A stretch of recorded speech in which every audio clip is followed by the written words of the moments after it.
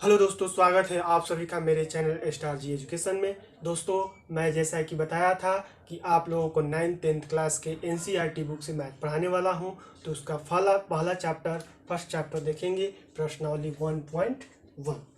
यहाँ पर देखेंगे दोस्तों, क्वेश्चन बोल रहा है कि क्या शून्य एक परिमेय संख्या है, क्या इसे p बटा q के रूप में लिख सकते हैं जहां p और q पूर्णांक है और q नॉट इक्वल 0। तो हाँ दोस्तों, यहाँ पर शून्य एक परिमेय संख्या हो सकता है। हाँ, शून्य एक परिमेय संख्या है, इसे p बटा q के रूप में लिख सकते हैं। यहाँ पर इसको इसलिए लिख सकते हैं दोस्तों कि यहाँ पर कह रहा है कि q नॉट इक्वल 0 और p और q दोनों पूर्णांक है। तो p और q दोनों पूर्णांक है तो p इक्वल टू 0, यानी कि मान यहाँ पर 0 की बात कर रहा है तो p को 0 रख लेते हैं और q को यहाँ पर 0 नहीं रख सकते हैं, इसलिए कि नॉट इक्वल 0 दिया हुआ है। तो यहाँ रख सकते हैं, इसको एक मान रख सकते हैं, 2 रख सकते हैं, 3 रख सकते हैं, यानी कि इस तरह से कोई पूर्णांक संख्या रख सकते हैं। तो यहाँ पर p और p 0 1 2 3, तो यहाँ इसको p बटा q के रूप में लिखेंगे तो हो जाएगा 0 बटा 1, 0 बटा 2, 0 बटा 3, यानी कि ये p बटा q के रूप में हो गया। 0/1 p बटा q के रूप में हो गया, 0/2 0/3 p बटा q के रूप में हो गया।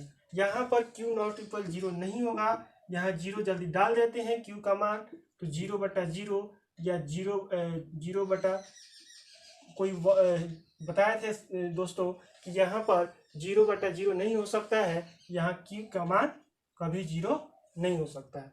इसलिए दोस्तों यहाँ शून्य एक परिमेय संख्या है, इसे p बटा q के रूप में लिख सकते हैं।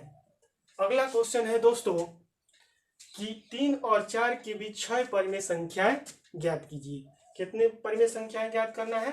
6 परिमेय संख्याएं ज्ञात करना है। तो 6 परिमेय संख्या ज्ञात करना है तो 6 में 1 जोड़ लेते हैं, ये हो जाता है 7, और ये 3 और 4 को परिमेय संख्या बना लेते हैं, तो 3/1 कर देते हैं और इसको बना देते हैं 4/1। तो 3/1 में हम लोग 7 से गुना कर देते हैं, मल्टीप्लाई बाई 7 मल्टीप्लाई बाई 7, इस 7 से गुना कर देते हैं। इससे 7 से ऊपर नीचे इसलिए गुना किए कि यहाँ पर 7 और 7 यदि कट जाए तो फिर वही संख्या 3 बच जाएगा। तो यहाँ कभी भी गुना करेंगे या भाग करेंगे तो दोनों ऊपर नीचे सेम ही संख्या रखेंगे। ठीक है दोस्तों, यहाँ पर ये हो जाएगा मल्टीप्लाई होकर 21/7, और यहाँ पर इसमें भी गुना कर लेते हैं 7 से, गुना 7 बटा गुना 7, ये हो जाएगा 28/7। यानी कि दोस्तों 21/7 और 28/7 के बीच में हम 6 परिमेय संख्याओं को लिख सकते हैं, जैसे कि 22/7, 23/7, 24/7, 25/7, 26/7, 27/7, यानी कि 6 परिमेय संख्या हो गया। 1 2 3 4 5 6, यानी कि दोस्तों इस तरह से हम लोग 3 और 4 के बीच में परिमेय संख्या ज्ञात कर सकते हैं। कोई भी संख्या रहेगा उसमें किसी संख्या या 6 परिमेय संख्या निकालना है तो एक संख्या जोड़ देंगे। यदि संख्या नहीं जोड़ते हैं, यहाँ 6 से मल्टीप्लाई कर देते हैं, तो ये हो जाता 18/6, और इधर 6 से गुना कर देते हैं तो ये होता 6 के 24, 24/6।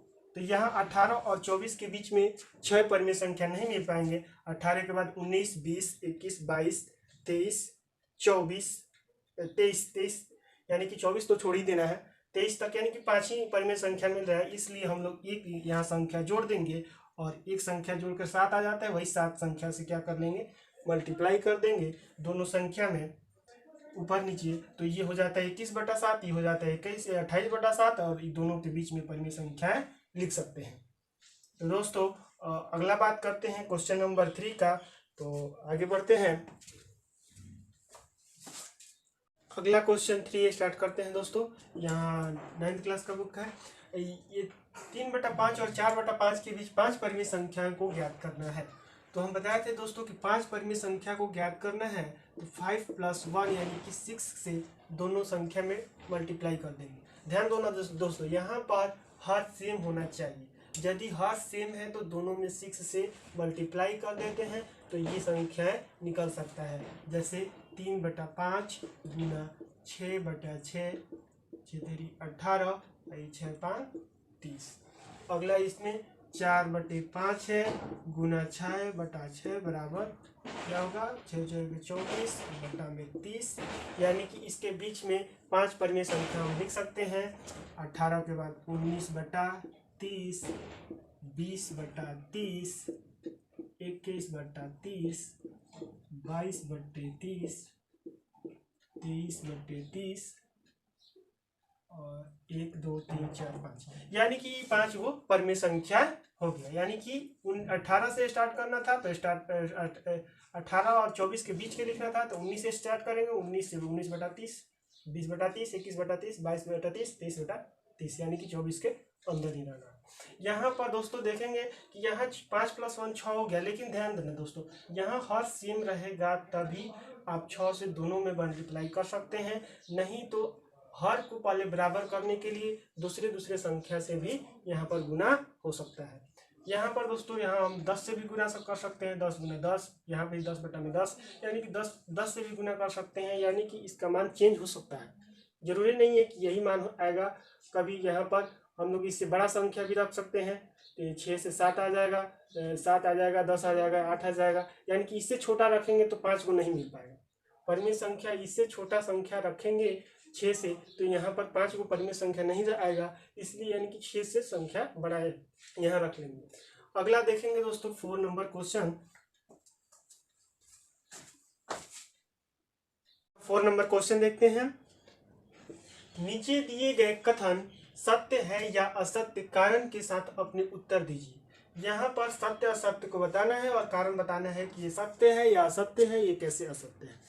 तो यहाँ देखेंगे दोस्तों, पहला क्वेश्चन, प्रत्येक प्राकृत संख्या एक पूर्ण संख्या होती है। तो ये क्वेश्चन क्या हो जाएगा, प्रत्येक प्राकृत संख्या एक पूर्ण संख्या होती है। तो ये कथन सत्य है दोस्तों, यहाँ आंसर हो जाएगा सत्य। क्योंकि यहाँ पर दोस्तों आप लोगों को बताए थे कि प्राकृत संख्या और पूर्ण संख्या, यानी कि प्राकृत संख्या में क्या आ सकता है 1 2 3, यानी कि इस तरह से संख्या आ जाता है। यानी कि 0 को छुड़ाकर ये संख्या प्राकृत संख्या होता है। और पूर्ण संख्या में क्या होता है 0 1 2 3, यानी कि पूर्ण संख्या में 0 आ जाता है।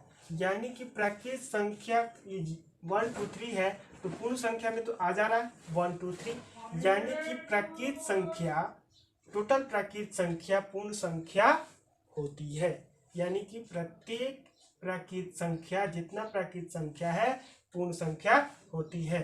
तो दोस्तों यहाँ लिख लेंगे कि प्राकृत संख्या, क्योंकि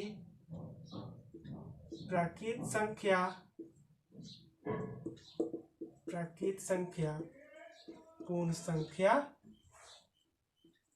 है। प्राकृत संख्या पूर्ण संख्या है, या ऐसे भी लिख सकते हैं कि पूर्ण संख्या में प्राकृत संख्या प्रत्येक प्राकृत संख्या होती है। यहाँ पर दोस्तों अगला है, प्रत्येक पूर्णांक एक पूर्ण संख्या होती है।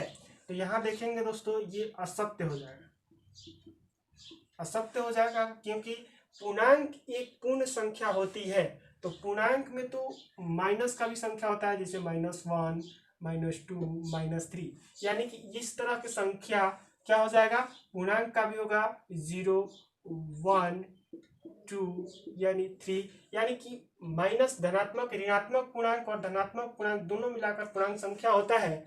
ये पूर्णांक संख्या हो गया। लेकिन पूर्ण संख्या क्या होता है, केवल प्लस वाले संख्या होता है 0 1 2 3, यानी कि प्रत्येक पूर्णांक जो है पूर्ण संख्या नहीं हो सकता है। क्यों नहीं हो सकता है दोस्तों, यहाँ ध्यान देना, -1 -2 -3, तो ये माइनस वाली संख्या पूर्ण संख्या में नहीं है।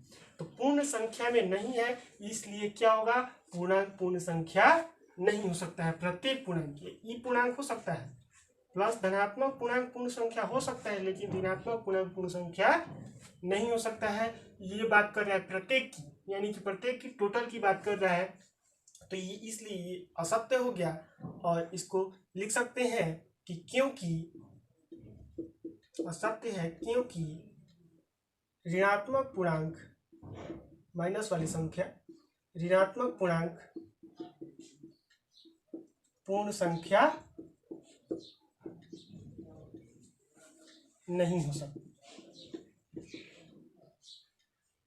नहीं हो सकती,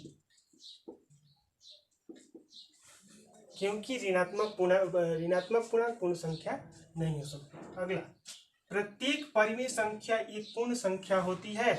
इसको, ये भी असत्य है दोस्तों। यहाँ पूछ रहा है कि परिमेय संख्या पूर्ण संख्या होती है, तो परिमेय संख्या, तो यहाँ पर कोई भी संख्या आ सकता है, जैसे कि 0.1, यानी कि भी परिमेय संख्या है, पॉइंट हटाएंगे तो 1/10 हो जाएगा। यहाँ पॉइंट का भी संख्या आ जाएगा, बिना पॉइंट वाला भी संख्या आ जाएगा, या तो जैसे कि ये 3/4, ये भी संख्या आ गया परिमेय संख्या। रूट का भी संख्या आ जाता है परिमेय संख्या में। इस तरह के मतलब परिमेय संख्या में बहुत सारे परिमेय संख्या आ जाएंगे। और पूर्ण संख्या क्या होता है, केवल 0, 1, 2, 3 इस तरह की संख्या क्या होगा, पूर्ण संख्या होगा। तो ये सब तो ये संख्या तो पूर्ण संख्या में नहीं है, और ये भी संख्या पूर्ण संख्या में नहीं है, ये 3/4, यानी कि कोई भी बटा का संख्या या पॉइंट की संख्या, इस तरह का संख्या या रूट की संख्या पूर्ण संख्या में नहीं आता है। इसलिए ये कह रहा है कि प्रत्येक परिमेय संख्या पूर्ण संख्या होती है। तो ये क्वेश्चन असत्य हो जाएगा, गलत हो जाएगा। यहाँ कह रहा है कि प्रत्येक परिमेय संख्या, तो प्रत्येक परिमेय संख्या की बात कर रहा है। परिमेय संख्या कुछ पूर्ण हो सकता है, जैसे कि 2, 3 भी तो परिमेय संख्या ही है, परिमेय संख्या है, ये पूर्ण संख्या भी है। तो ये कुछ संख्याएं जो है परिमेय संख्याएं, वो पूर्ण संख्याएं होती है, लेकिन सारे प्रत्येक की बात कर रहा है दोस्तों। देखिए, प्रत्येक की बात कर रहा है, तो प्रत्येक परिमेय संख्या क्या होगा, पूर्ण संख्या नहीं हो सकता। यानी कि ये सब संख्याएं रूट का संख्या है, बटा की संख्या है, इस सब तरह के से माइनस वाले संख्या है, पूर्ण संख्या नहीं हो सकता। परिमेय संख्या में माइनस का भी संख्या आ सकता है, -1/2, यानी कि इस तरह की भी संख्या है पूर्ण संख्या में नहीं आते हैं। ये क्या हो गए, ये असत्य हो जाते हैं। इसको लिख सकते हैं दोस्तों, असत्य है क्योंकि प्रत्येक परिमेय संख्या